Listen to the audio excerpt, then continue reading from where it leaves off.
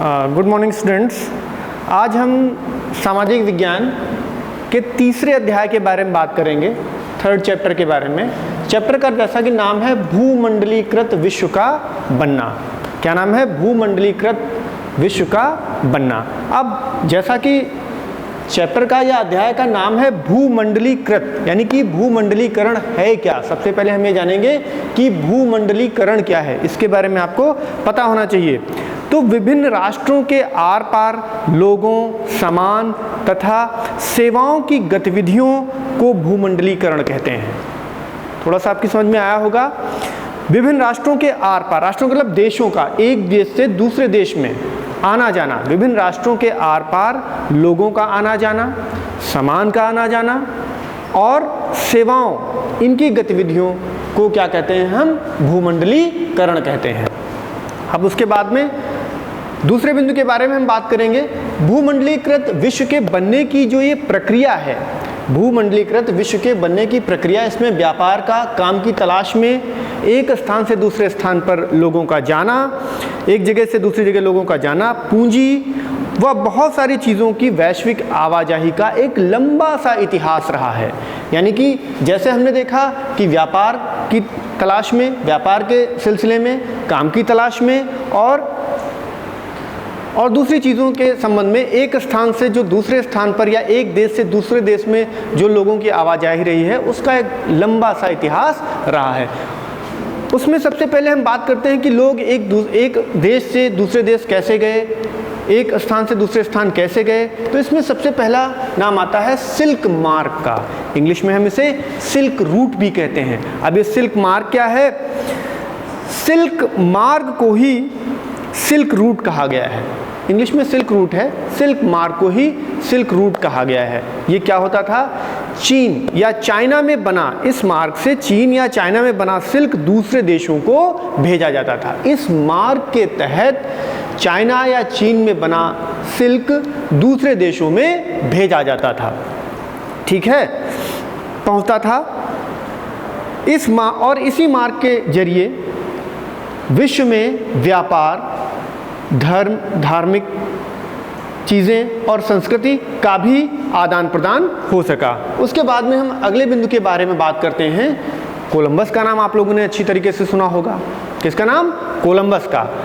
Columbus जैसे ही America पहुँचे, यानी कि कोलंबस के अमेरिका पहुँचते ही आलू तथा सोया जैसे खाद्य पदार्थों का अमेरिका से यूरोप और अन्य देशों में पहुंचना शुरू हो गया, ठीक है। यूरोप और एशिया पहुंचना या अन्य देशों में पहुंचना शुरू हो गया। यानी कि कोलंबस जैसे ही अमेरिका पहुंचा, वैसे ही वहां से आलू और सोया जैसे खाद्य पदार्थों का दूसरे देशों में प्रसार शुरू हो गया। अगले बिंदु के बारे में हम बात करते हैं। जैसा कि जानते हैं उस समय आप 19वीं शताब्दी के बारे में, 19वीं शताब्दी में ब्रिटेन की सरकार ने बड़े भूस्वामियों के दबाव में आकर के, किसके दबाव में? बड़े भूस्वामी थे, यानी कि जिनके पास ज़्यादा ज़मीन होती थी, बड़े भूस्वामियों के दबाव में आकर के क्या किया? मक्के के आयात पर प्रतिबंध लगा दिया। किसके आयात पर? मक्का। मक्का जानते हैं? हिंदी में हम लोग भुट्टा भी कहते हैं उसको। मक्के के आयात पर प्रतिबंध लगा दिया। और जब मक्के के आयात पर प्रतिबंध लगा दिया, और ये प्रतिबंध जिस कानून के तहत लगाया गया, उस कानून को प्रायः कॉर्न लॉ कहा जाता था, ठीक है।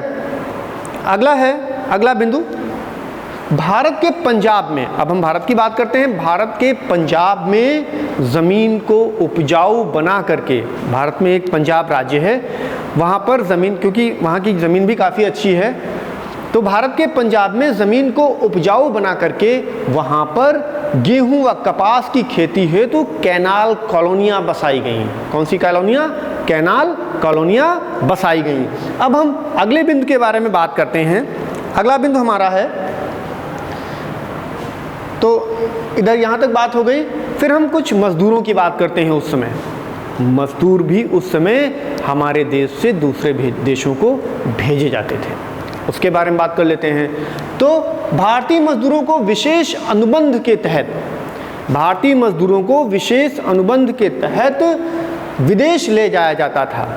विशेष अनुबंध के तहत विदेश ले जाया जाता था और ये कहा जाता था कि यदि मजदूर वहाँ 5 वर्ष तक अपने मालिक के बागान में काम कर लेंगे तो उन्हें अपने देश वापस लौटने की अनुमति दे दी जाएगी।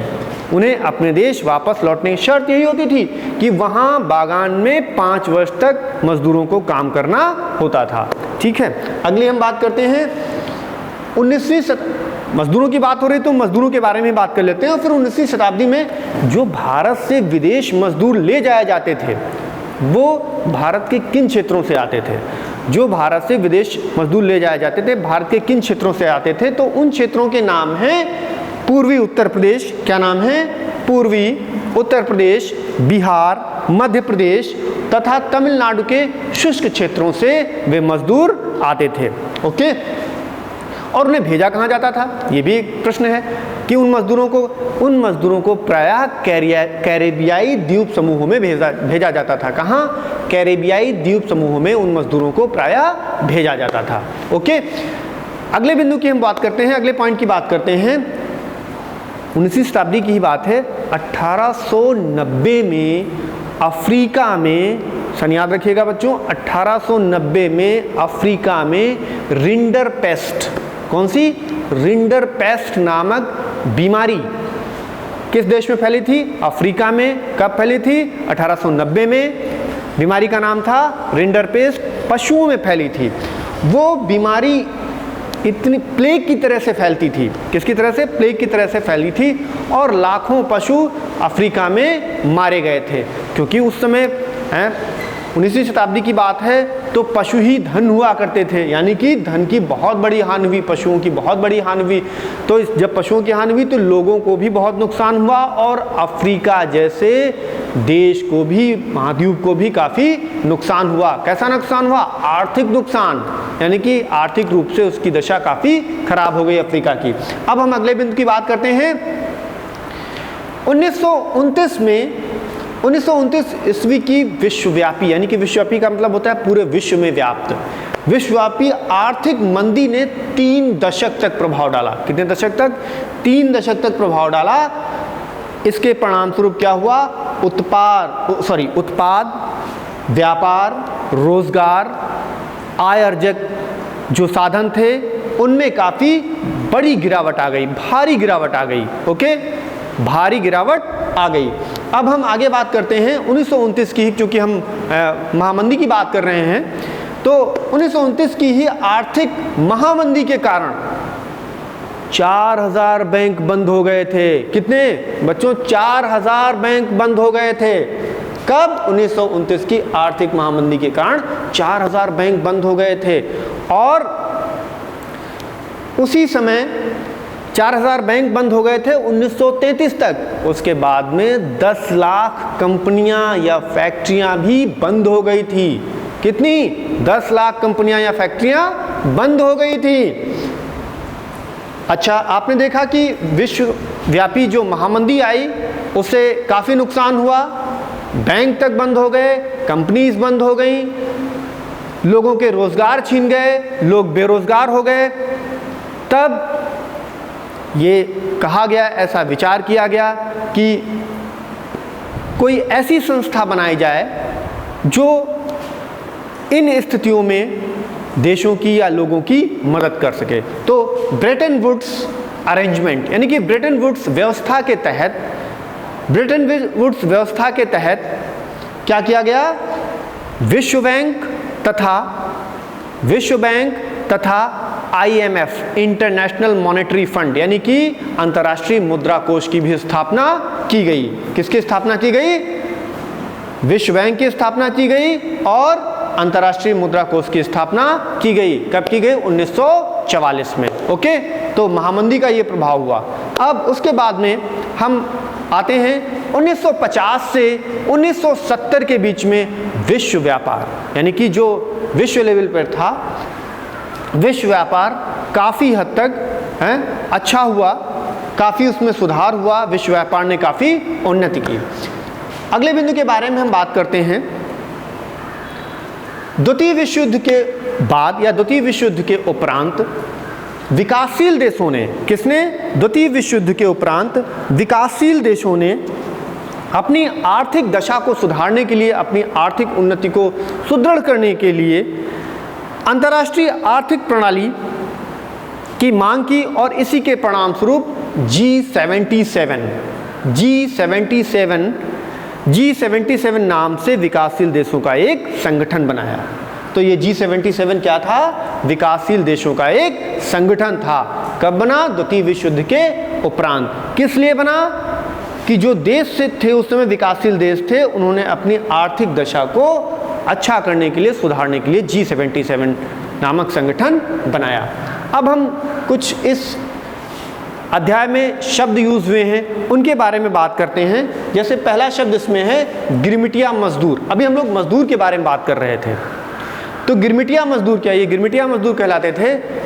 ये कौन से थे?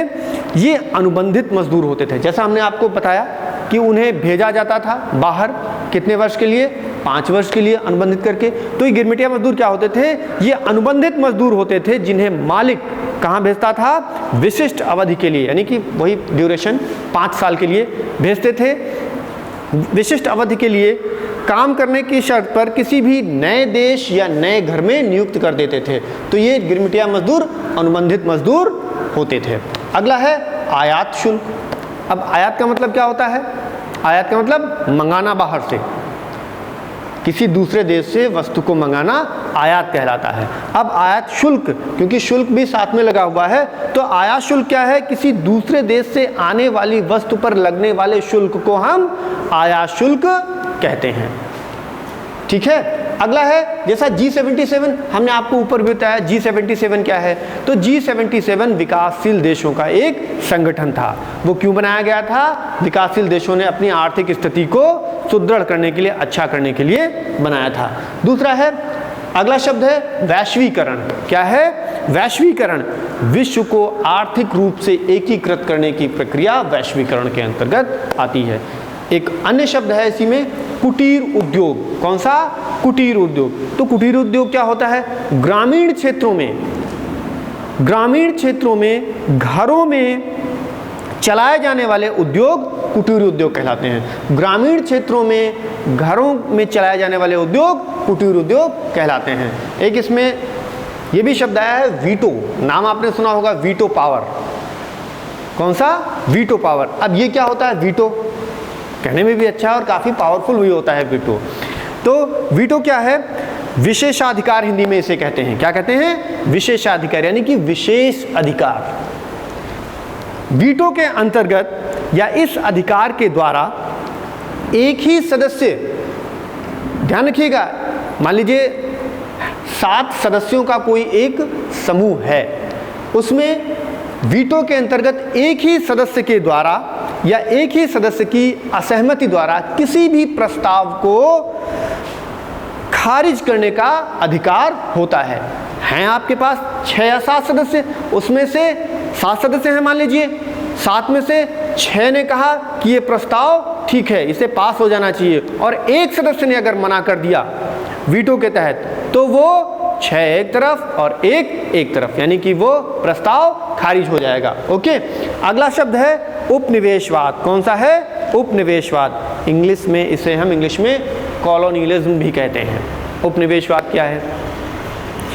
किसी शक्तिशाली देश द्वारा, जो शक्तिशाली हो आर्थिक रूप से भी और अन्य तरीकों से भी, तो किसी भी शक्तिशाली देश द्वारा अपने आर्थिक एवं राजनीतिक, किसी भी शक्तिशाली देश के द्वारा अपने आर्थिक एवं राजनीतिक स्वार्थ की पूर्ति के लिए जब किसी दूसरे देश पर कब्जा कर लिया जाता है, दूसरे देश की अर्थव्यवस्था पर, राजनीतिक नियंत्रण पर कब्जा कर लिया जाता है और वहाँ के लोगों का शोषण किया जाता है, तो वो क्या कहलाता है? उपनिवेशवाद कहलाता है। ओके।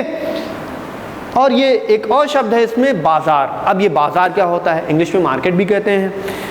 वो स्थान जहां वस्तुएं खरीदी व बेची जाती हैं बाजार कहलाता है। वो स्थान जहां पर वस्तुएं खरीदी व बेची जाती हैं क्या कहलाता है? बाजार कहलाता है। तो बच्चों, आपने इस चैप्टर में भूमंडलीकृत विश्व का बनना, इसके अंतर्गत इन बिंदुओं के बारे में आपको हमने जानकारी दी।